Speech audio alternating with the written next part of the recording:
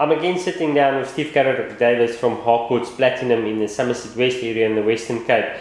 Steve, we've noticed that you guys performed extremely well and that you basically increased your market share fourfold. Tell us a little bit about how did you achieve this? Well, one of the things we've been doing, Anton, is encouraging our sellers to invest in the marketing. So seller-paid marketing, or SPA, has played a large role in that for us. Can you elaborate? What is seller-paid advertising?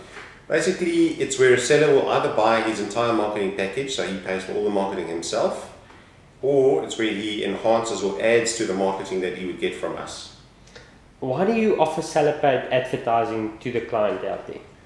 Well, once again, it just comes back to choice. So we're just giving them choice. There's marketing that we'll do, and the marketing works, it does get home sold, but if they want to enhance it to sell their property faster, perhaps for a little bit more money, then they can always add on. So it's just a question of choice. Also, when the seller commits to that whole process, when they've invested their own money, well, they're a lot more willing to listen when there's a reasonable offer, or if we go back to them with the market information to recommend that perhaps a price change is needed because they've got money invested in this whole process, they're a lot more willing to actually look at that. So more exposure for company, for sales agents as well, means a lot more marketing, more buyer inquiry. More buyer inquiry means hopefully more offers at better prices, so it's a win-win.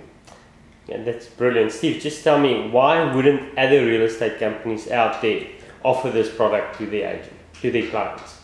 I think probably the biggest thing is fear. What will their potential seller say? Will he have an issue with them having to perhaps pay?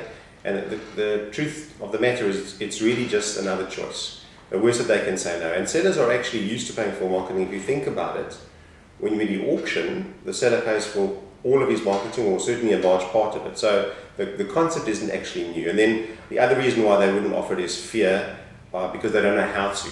In their listing presentation, they don't know what the scripts are, and they don't actually know how to offer it at all. Steve, that sounds great. Just tell me, for the people listening to this recording, how would one start to offer seller-paid advertising to their clients? Well, the first thing is to create a marketing or advertising plan so that they can see what they'd be buying. And then you'd have to create a menu of different ads that you might have, the sizes, where they would show, and what those prices would be. Then create samples so that your seller can see what they're actually going to be buying. And then practice the scripts. And if you need a bit of guidance on that, System 52, Session 18 has the scripts on how you can offer it. And then just give it a go. Put a lot of effort into it. The worst that a seller can say is no. And remember, it's just an extra choice. If they don't want it, that's fine. But if they want it, it enhances their marketing, benefits you, it benefits them, and it gets home sold for more money faster.